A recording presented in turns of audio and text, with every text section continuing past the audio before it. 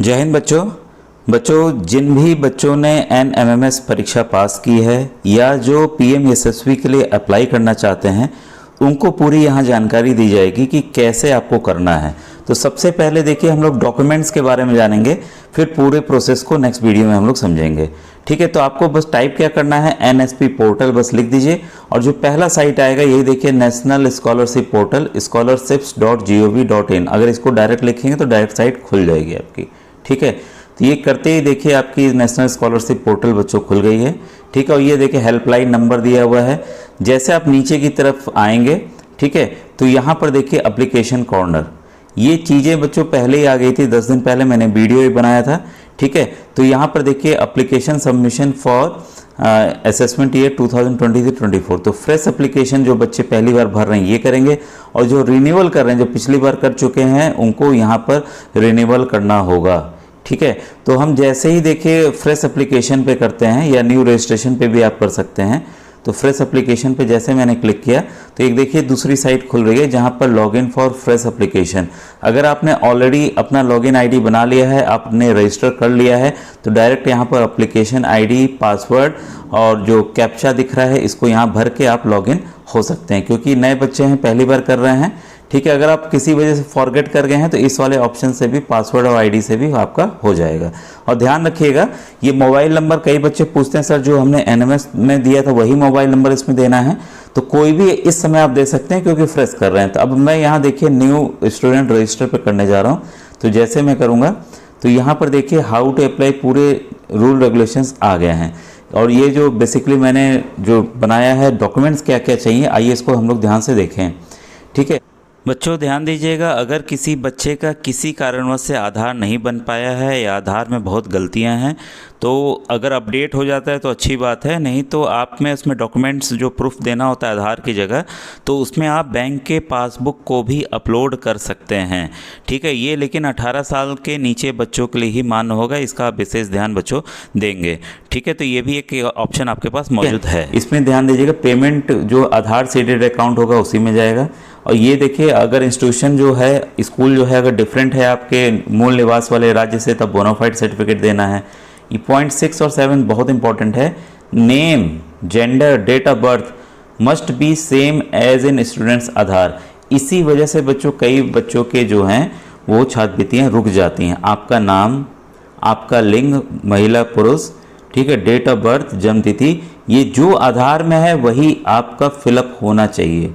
ठीक है, फिर है name, gender must be same as in parents Aadhaar, और पेरेंट के आधार पर भी आपका नाम, जेंडर सब सही होना चाहिए। ठीक है, इसका आप ध्यान रखेंगे। ये ध्यान दीजिएगा बच्चों कि आपका जो आधार नंबर है वो जरूर लिंक होना चाहिए बैंक से। ठीक है, इसके लिए देखिए यहाँ दिया हुआ है, to link your bank account with Aadhaar number for receiving scholarship in the same, please visit your bank branch और submit a bank consent form for receiving DBT। तो आप बैंक से कंसेंट फॉर्म भर देंगे कि नहीं हम DBT लेना चाहते हैं। ठीक है, तो आप उसके थ्रू भी आप कर सकते हैं। ठीक है, सबसे पहले डेट ऑफ बर्थ। ठीक है, provide date of birth as printed in educational certificates. तो जो भी आपके क्लास 8 के सर्टिफिकेट हैं, जो उस पर जो डेट ऑफ बर्थ प्रोवाइड किया गया है, तो वो आपको एकदम उसको रखना है। तो brief instruction for filling up the application form, तो हमें ये चीज़ें चाहिए होंगी। ठीक है, स्टेट डोमिसाइल, जहाँ के आप रहने वाले मूल निवासी हैं। Domicile means the state in which student have their permanent address. ध्यान दीजिएगा, परमानेंट एड्रेस की बात हो रही है यहाँ पर। आप मान लीजिए कि आप बिहार या यूपी के हैं, आप मुंबई रह रहे हैं, तो यहाँ पर स्टेट डोमिसाइल की बात हो रही है। Students are required to provide their domicile state correctly in the application ID allotted to them.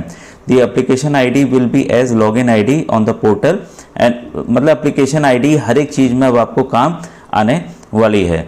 The student need to provide, अब देखिए किनको बोनाफाइड सर्टिफिकेट देना, ध्यान दीजिएगा, need to provide a bona fide certificate in the prescribed formula if the students domicile certificate is different from the state institution school और ही सी is studying. आपको bonafide certificate कब देना है?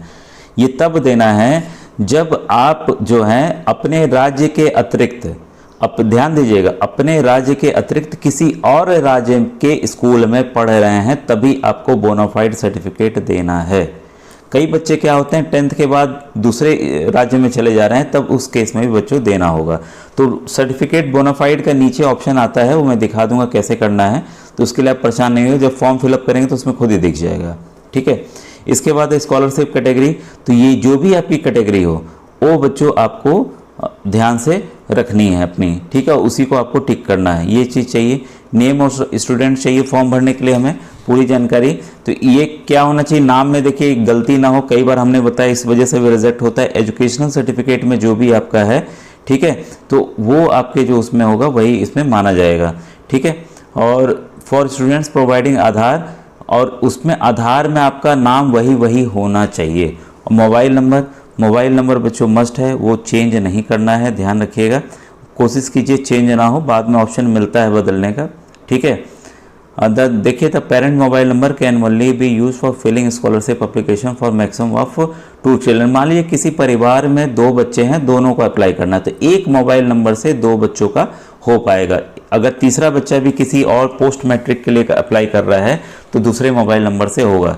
ईमेल एड्रेस एकदम सही होना चाहिए, उस बहुत ही ज़रूरी है। आइडेंटिफिकेशन डिटेल्स जो हैं इसमें देखिए आधार नंबर चाहिए, ठीक है, और ये सब चीज़ें बच्चों आवश्यकता पड़ेगी इसमें। अब यहाँ पर देखिए जो आपको चीज़ें हैं कि after submitting the application the default login ID and password to login to NSP portal will be send to the mobile number. जो मोबाइल नंबर देंगे उसी पे सब चीज़ें बच्चों आनी हैं। Students are advise to provide annual income certificate, ठीक है, और एनुअल इनकम सर्टिफिकेट आपको प्रोवाइड करना पड़ेगा। और यहाँ पर अंडरटेकिंग है किस केस में, जब आप माइनर होगे, जब आप 18 साल के नीचे होगे तभी अंडरटेकिंग देनी है। तो आप इसको क्या करेंगे, तीनों को टिक कर देंगे। ठीक बच्चों, आपकी काफ़ी डिमांड थी, तो देखिए अभी ये कंटिन्यू जो नीचे एकदम हरा बटन आ रहा है टिक करने के बाद भी, ये देखिए ये ओपन नहीं हो रहा है, यही पेज खुल जा रहा है। इसका मतलब आज देखिए गांधी जयंती है, मुझे लग रहा है ये कल से होगा। और परेशान मत होइएगा बच्चों, क्योंकि ये आपका 30 नवंबर तक है। ठीक है, आपके पास पूरा 2 महीना समय है। ठीक बच्चों, आपने देखा कि जैसे ये साइट खुल नहीं रही थी, तो ये देखिए डॉक्यूमेंट्स चाहिए होंगे। अगर आप प्रधानमंत्री यशस्वी योजना के लिए जैसे आता है, जब भी आता है मैं तुरंत अपडेट दूंगा। ठीक है, और NMMS वाले बच्चे ये चीज़ें बस अपना तैयार रखें, तुरंत आपका फॉर्म भर जाएगा। और मोबाइल से भी आप आसानी से भर सकते हैं, कोई कठिन चीज़ नहीं है। अगर आप साइबर के पास जा रहे हैं तब भी आप इन सब चीज़ों को लेते जाएंगे तो वो भी तुरंत भर देगा।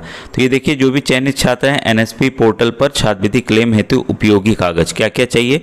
ईमेल ID बना लीजिए, नहीं है तो बहुत सारे वीडियोज़ आपको यूट्यूब पर मिल जाएंगे कि ईमेल ID कैसे बनाते हैं। मोबाइल नंबर ध्यान रखिएगा, ऐसा रखिएगा जो बदले ना। ठीक है, और कई बच्चे पूछते हैं सर जो NMMS में दिए थे वही वाला दे दें या कौन सा दें, तो कोई भी मोबाइल नंबर इस समय दे सकते हैं, क्योंकि आप नया रजिस्ट्रेशन करने जा रहे हैं, तो इस बात को ध्यान रखिएगा। ठीक है, बैंक अकाउंट नंबर कोई भी SBI आपका हो, ये आपका कोई कैनरा बैंक हो, बैंक ऑफ बड़ौदा हो, पंजाब नेशनल बैंक हो, कोई भी बैंक हो बच्चों। और सबसे अच्छा बच्चों देखिए पोस्ट ऑफिस बैंक है, इस समय पोस्ट ऑफिस का है, यहाँ पर तुरंत आधार जो है लिंक हो जाता है। तो सबसे इम्पॉर्टेंट बात है, जो भी अकाउंट आप खोल रहे हैं आधार में लिंक होना चाहिए। और कई अगर अकाउंट लिंक्ड हैं तो किसी भी अकाउंट में पैसा जा सकता है, तो परेशान मत होइएगा, चेक कर लीजिएगा। ठीक है, और पैसे इकट्ठे जो 12,000 हैं बच्चों, वो आपके इकट्ठे आएंगे मार्च 24 में, ध्यान रखिएगा। तो पूछिएगा नहीं अप्लाई करने के बाद सर कब पैसे आएंगे। आधार नंबर, और अभी जस्ट मैंने दिखाया कि जो आधार है आपका, उसमें आपका नाम, जाति, लिंग, डेट ऑफ बर्थ सब एकदम हूबहू मैच करना चाहिए, इधर उधर नहीं होना चाहिए। ठीक है, इसके बाद है जाति NMS परिणाम के अनुसार। मान लीजिए आपने OBC अप्लाई किया है, फिर गलती से आपने SC कर दिया या कुछ कर दिया, तो इसका विशेष ध्यान देंगे। आय प्रमाण पत्र, कई बच्चे पूछ रहे थे, हाँ 1 साल पुराना भी चलेगा, आपने नया भी बनवा लिया कोई दिक्कत नहीं है। जो आय सीमा आपको पता है 3.5 लाख है। ठीक है, पहले 1 था, इस समय 1.5 हो गया, कोई दिक्कत नहीं। ठीक है, 3.5 के नीचे है ना। कक्षा 8 के मार्क्स चाहिए होंगे, NMMS का अनुक्रमांक, कक्षा 8 का रजिस्ट्रेशन या SR नंबर चाहिए होगा।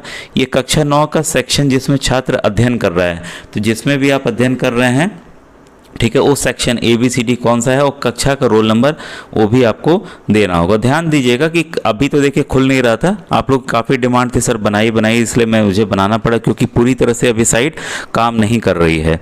ठीक है, और ये देखिए बच्चों सरकार के ऊपर है, वो लोग ही इस पे काम करते हैं। आप देखिए आज जैसे गांधी जयंती है, 2 अक्टूबर है, ठीक है, तो आपको पता है कि आज सरकारी छुट्टी रहती है, तो हम लोग को तो खैर स्कूल जाना है, तो ये शायद साइट अच्छे से कल से काम करे या हो सकता है शाम से करे, तो आप लोग थोड़ा वेट कीजिएगा बच्चों।